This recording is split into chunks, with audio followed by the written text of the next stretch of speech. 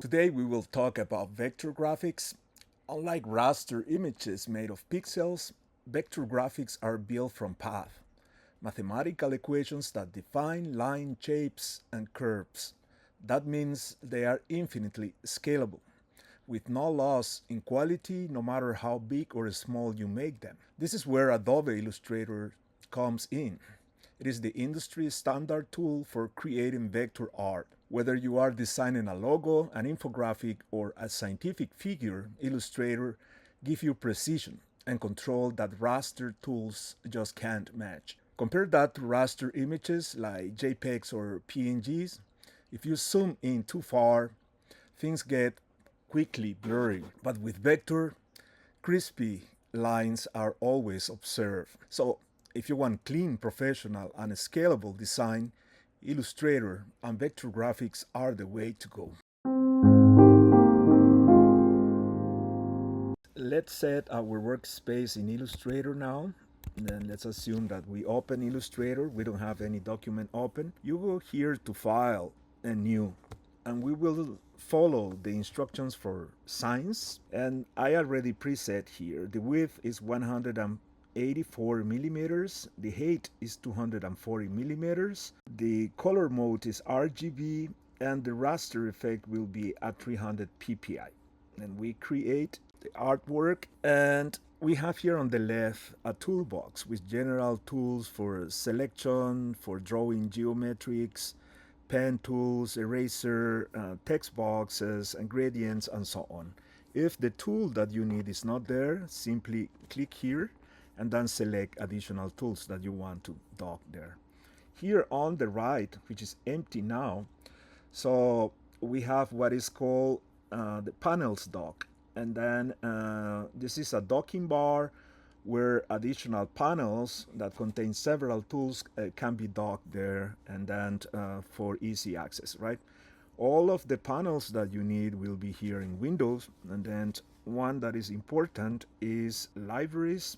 You see it's locked here, and it came together with layers, right, because they are related. And let's just dock their swatches, which are used to manage colors, right? You grab it here from the head, and then when you see this blue line, you release it, and then it get docked there with the related tools, in this case swatches and brushes. Then we go here again, and we need transform, so it is here, and again you grab it and dock it there. You can reduce that window by clicking this double arrow, and you can continue, right, adding different sets of tools as you need. I will just show you here how to set the most essential ones. And then here in type, there is a menu that is display, a lateral menu, and then you can get here character, and here is your character style, and so on. So you can dock them there, and we will see if another tool we need, we can add it at any point during our work. So those are the essentials. The last thing is to set the rules by simply pressing Control or Command R, and our workspace is already set. Go to File and then Place. Open the figures you want to include in the first panel, and then Place.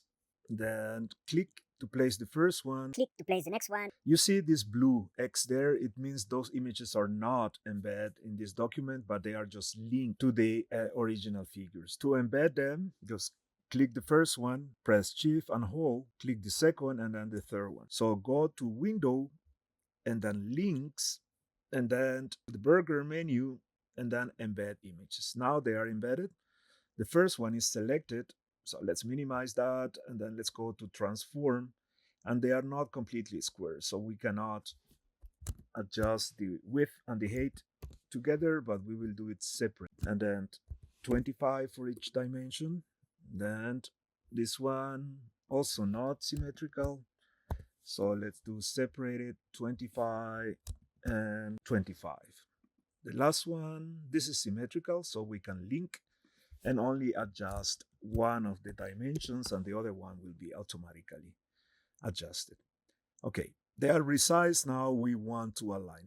Go to the left ruler, click here, and then drag up to approximately 10 millimeters, sorry, and then here too, and then we create some guides. So snap this figure here at the corner, and then that stay click, yeah, select it, and then shift and hold, select the next one, and then the third one, and then make release shift and click again on this one. This blue square means this is the guide image. So go to align and then align them to the top. And then they are subordinated to the green image. Now you see there is a spacing of 1 millimeter here. So let's select them horizontally and they are now perfectly aligned, the three images. So let's now add some labels. So we can select here GFP, RFP, merge. You notice that I did not worry, to make them align. Let's make it a little bit down just to make it visible. But now we need to format. With Command plus, you increase the size, or with Control plus in Windows. So if we select this one here and we go to characters, and then we see that this is 12 points. And this is not what we want. This is too big. So we will create a character style, and you only press here this plus, and then let's call it fluor for fluorescence, and then text. And then you go here to basic character format, and then the font family will be Arial. The font size style is regular, and the size is 8. And then if we select this GFP, then we can apply. So these settings, and then we can do the same with RFP and the same with merge. Now we want to align those labels with the corresponding micrograph. We select GFP for the first pair, shift, select the green image, release shift, and select the green image as the guide. Then again, go to align and then make them center. Now we can select 1 millimeter of a space between the GFP label and the green image by clicking to this icon here. And now this is perfectly aligned. So let's do the same with the RFP, and we will align there and then here, and do the same with merge. So align there and then. So they are perfectly labeled now, and at last we will include the panel letter, and then we select here and then write it here, but this is not formatted to be the panel letter, because Science requires that it is font size 10, and because we will use it in the future, then let's create another character style that we will call pan letter for panel letter. Then go to format, Arial, font style will be bold, and size will be 10. Then add it, and then we have here the pan letter. And if we select here, then it is automatically formatted here. So we have finished now with the first panel, and I will see you in the next section. Let's now build panel B. And for that, we will include a new image, and it's this one. This is scatter plot, and it opens in a new tab. So we don't need this title. Select it and delete it. And these labels for the axis are too small, but we need more space to make them bigger. So press Shift and the letter O, and then click one of those dots and just drag it away, and that will provide more space in the artwork. And now that's good enough. Now let me be bigger. Let's select here and click to touch these two rows of axis labels, and go to select and then group them, or just Command or Control G. That'll do it. And then let's touch both, and then they are selected, and Command or Control G, and then they are grouped. Now select the whole figure and Command G to group the whole figure. Now copy in the regular way, and then let's go to the original figure that's going to be very big. So grab one of the corners here, and then press Shift and keep the mouse down to resize that symmetrically, that the original proportions of the figures are not lost. So again, click the Shift, the mouse down, and then resize symmetrically. And now the figure is smaller, but it holds the same proportions. So let's create another guide here, just here on top of this, to align our figure. Move it here to the top, and maybe we can increase a little bit the size of this, like that, and then let's move it a little bit here. And now what we have to do is we have to resize those labels. And for that, let's create a new character style. And let's call these access labels. Go to basic character format and then type Arial here. Regular is fine. And then the size for that, let's make it 7. That is easy to see. And now we know that this one, oh, sorry, the whole figure is group. So let's go to object and ungroup first. And we know that these ones are also grouped, so we can make this access label and they get bigger, and then we do the same with this one and they get big. Okay, we want to space them, so we will click here and then go to object and ungroup. And let's do the same with this one here, and then object and ungroup. So now we can move them individually. Let's space that here. No matter how far, we will correct that later. And then let's align this. Let's make it bigger. So this dot with the grid. And then let's align this one here, and we don't worry about aligning this vertically, because you remember that we can select them 3 by holding shift down. We release shift and then click at this one to make it the guide, and then we can go here to align, and then they are aligned at the same height. And now we know that this one here is aligned. It looks aligned with this one here, but if we want to double check, then we make this one the guide, and then we center them. And we can do something like this. That looks nicely centered.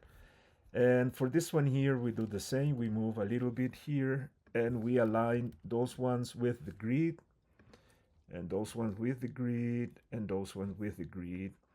We will give here a little bit more space, but let's work on this size first. So let's see. Let's move those guys all the way here up, because we're going to increase the size, and this guy a little bit. Okay. So this font is definitely too small. So let's create yet another style, and let's call it legend text, and Arial also regular, and the size, let's make it 6. Okay, and now we can select this guy, let's make it legend size, and the same thing for those guys here. Okay, they're a little bit crowded now, but don't worry about it. So we will move this guy here, and we can space those guys, so we can just do pairs, and this guy move it here. So, and we do the same. So continent, in my opinion, it should have capital letter at the beginning. And so now let's move everything a little bit up. So it's a little bit too close here, but we can arrange those that space at the end, because we have already 180 here. This is the maximal width that it should have. No worries, we will fix that. And actually we can do it now. We just click at this guy, so this guy and this guy, and also the labels, and we can move it a little bit like that. And now there is enough space here. Let's move it like that. And so those guides are locked. We can press Option, Command, and semicolon to unlock that. And now we can move them, for example, to here, and then we move. So now we have created the second panel, the panel B. We will label that later. And then I will fast track and create panel C and panel D in the same way that I did panel B. And in the next section, we will manage colors to make them uniform.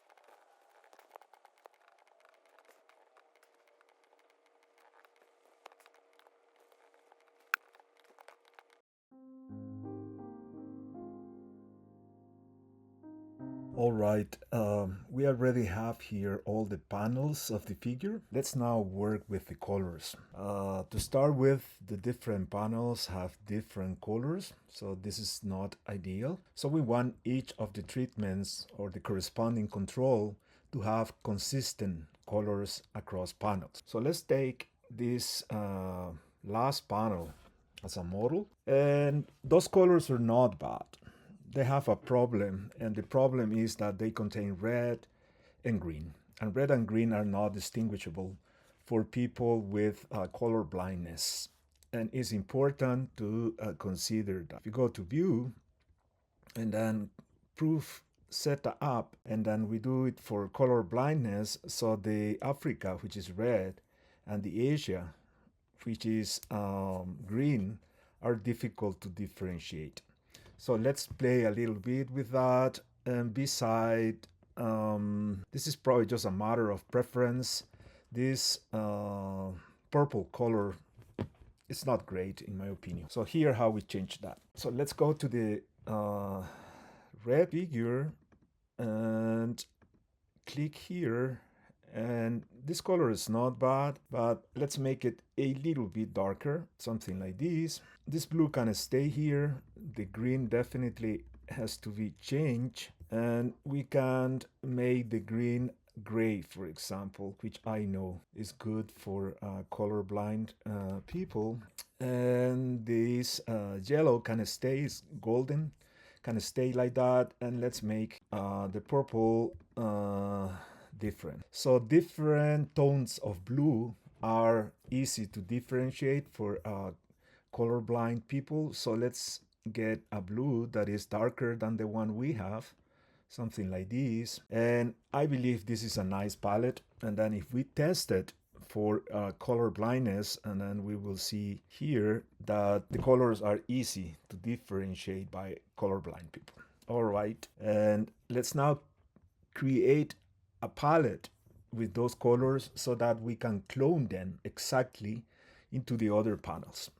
Okay, to do that, so you grab one of them, let's say the red first, and then you go to swatches, and then you set here new swatch, and we call this red or any name you want, and it appears here in your library. So let's do the same with this light blue. Let's go to swatches and then new swatch, and let's call this light blue. Also goes to our library, and we do the same with the other three colors. Now that we have this beautiful palette, we can color this other panel here, and so this will be red, light blue, gray, golden, and blue. Let's color now this panel here that is more complex, because every class contains multiple instances. So in this case, select the whole figure, just this. Okay, and now press in Mac, press Option Command 7, and then the clipping mask has been removed. Okay, now let's make that a little bit bigger. And then we know that the green color got changed to gray. So let's select one of those guys, the green ones, and then go here to select, same, fill, and stroke. So all green dots got now simultaneously selected, and they got gray. And let's make the stroke gray also. So now all the green dots are gray, and the red, we want to make it darker, we said, and then go here again, select, same, fill, and stroke. So we make them this red, and we fill them the same red as well. Okay, now we only have to change Oceania, and those ones are really small and are here in purple. So select one of them, select same, fill, and stroke, and here right click or control click on Mac on one of those, and then go to arrange and then bring to front. Thank you, Irina, for this trick. And now we brought them on top of the other ones because they are less abundant, so that will improve visibility. And now that they are selected, so we press blue for the fill and blue for the stroke. And now we have recolor all the figures consistently, or all the panels.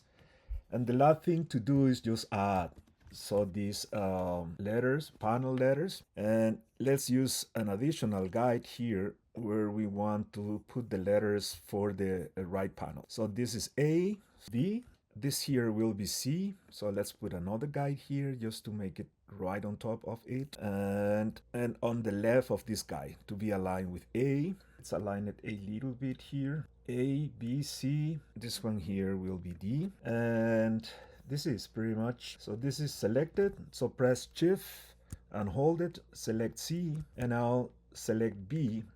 And as you remember, you can go here to character styles and format as pan letter, and then they are automatically the same as other ones.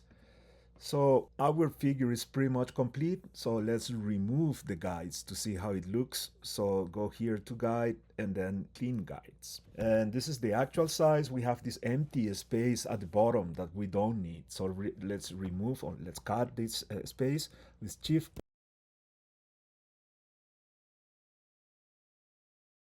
And this is our final figure. I believe it looks really good. I hope you enjoyed the video. So see you next time.